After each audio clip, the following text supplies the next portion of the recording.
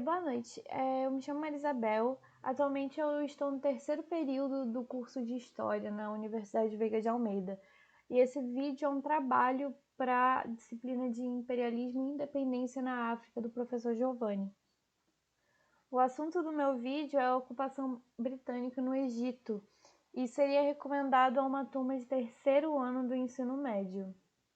A ocupação britânica no Egito deu-se como uma política imperialista que durou pelo período de 1882 a 1922, aí um período de 40 anos.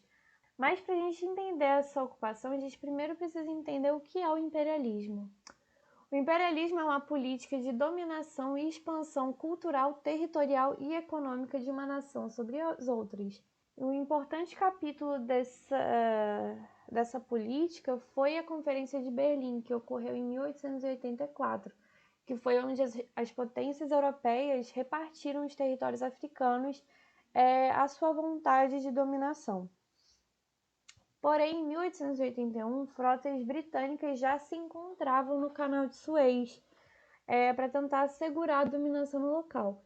Porque a dominação dos britânicos no Canal de Suez era muito importante, porque o Canal de Suez representava a rota comercial mais importante para eles, que era a rota para a Índia, que era a sua principal colônia e principal centro comercial, além de também terem diversos investimentos dentro do país, do Egito em si. E aí, essa estadia dos britânicos no Canal de Suez foi o ponto inicial para a Guerra Anglo-Egípcia de 1882. Os egípcios, vendo essa vinda deles, começou a criar uma oposição ao controle europeu. E essas manifestações, essa revolta, foi liderada pelo Ahmed Urabi, que era um soldado do exército egípcio. O Khedive da época, que é o título de soberano no Egito, Taoufik Pasha, tinha um governo muito fraco para tentar reprimir essas manifestações. Então ele acabou por ceder às exigências dos nacionalistas, que eram os protestantes. E com isso, Urabi conseguiu um cargo como membro no gabinete. Aí, em abril de 1882, Taoufik acabou se refugiando em Alexandria, temendo pela própria segurança, já que, como Urabi já estava dentro do gabinete, ele começou a trazer mais aliados para se juntarem e terem uma voz ativa dentro do governo. Em junho, os nacionalistas já estavam tomando conta do governo do Egito. Eles tinham muita influência, eram eles que tomavam diversas decisões. E aí, para fazer a segurança do Khedive, frotas britânicas e francesas foram enviadas à cidade de Alexandria, o que aumentou consideravelmente a tensão e o clima de uma possível invasão no país. E aí, por conta daquela preocupação pela dominação do Canal de Suez que eu já mencionei, os britânicos, eles mesmos, começaram a reprimir as revoltas. Ao invés de esperar o governo local, eles mesmos começaram a agir. E aí, em julho, devido a muitos protestos na cidade de Alexandria, os britânicos tentaram uma ajuda com a França e a mesma hesitou. Então, as frotas britânicas foram e bombardearam a cidade de Alexandria. Porém, os líderes nacionalistas já esperavam por um ataque violento e estavam preparados a responder violentamente.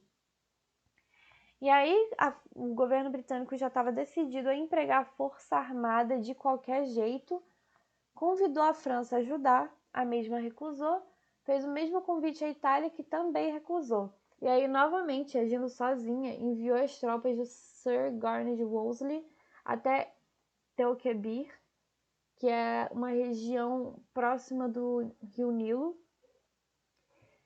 e se iniciou a Batalha de Tel Quebir, na qual as tropas britânicas conseguiram suprimir a revolta e venceram em 13 de setembro. No julgamento de Urabi foi decidido seu exílio, e com isso se iniciou o protetorado velado da Grã-Bretanha. Velado, pois não havia nenhum documento ou nenhuma oficialização dessa relação, somente a presença constante dos britânicos dentro do território egípcio. E qual seria a base oficial dessa dominação? Foi muito pelo interesse dos latifundiários de algodão, que tinham muito interesse em ter esse comércio direto com a Grã-Bretanha.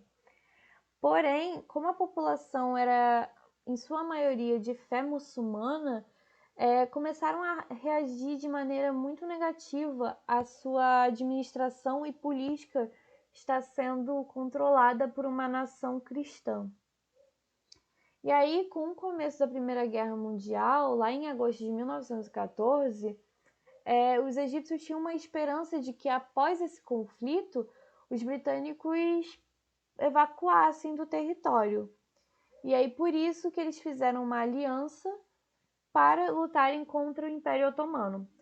Porém, com o resultado desse conflito, o que eles esperavam não aconteceu.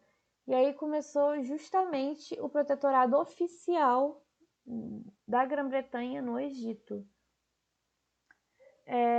O Egito é muito importante em diversos aspectos, tanto na história quanto com sua religião. A história é riquíssima desde a sua antiguidade até a sua era contemporânea.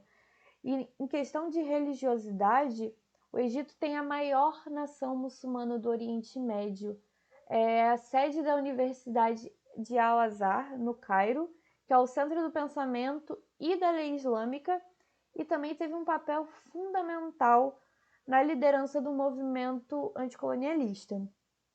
Saad Zaghloul, que é um graduado em leis corânicas, foi o fundador do mais importante partido egípcio pela emancipação do país, o Partido Wafd.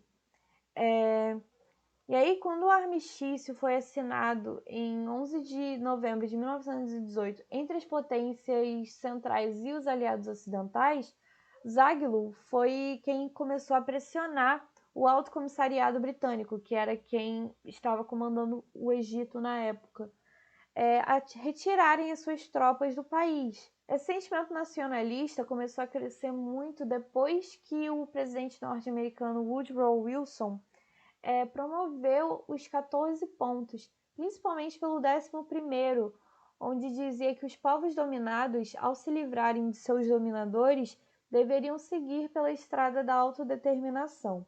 Obviamente que essa posição do presidente foi uma clara afronta aos interesses britânicos, porém foi uma luz no fim do túnel para os egípcios e para os árabes em geral de se livrarem de seus dominadores. Zaghloul criou uma delegação e em novembro de 1918 se fez presente tanto em Londres para reafirmar sua autodeterminação, quanto em Paris durante os tratados de paz para se mostrarem politicamente ativos. Porém, no Egito, de março a abril de 1919, começou a haver diversas manifestações e revoltas que ocorreram quase que diariamente e duraram o período todo da primavera. Esse episódio ficou conhecido como a Revolução de 1919.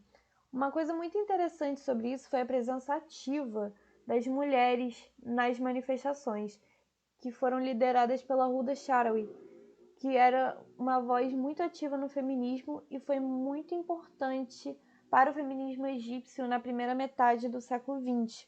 Porém, a repressão britânica para esses motins e manifestações foi muito violenta, que acarretou em cerca de 800 mortes. E aí, em novembro desse mesmo ano, a Comissão Milner foi enviada pelos britânicos ao Egito para tentar encontrar uma saída para essa tensão entre as nações. Em 1920, o Lord Milner, que foi quem comandou essa missão, e o administrador colonial, enviou o relatório ao Lord Curzon, que é o secretário de Relações Exteriores britânico, recomendando que esse protetorado poderia se tornar um tratado de aliança.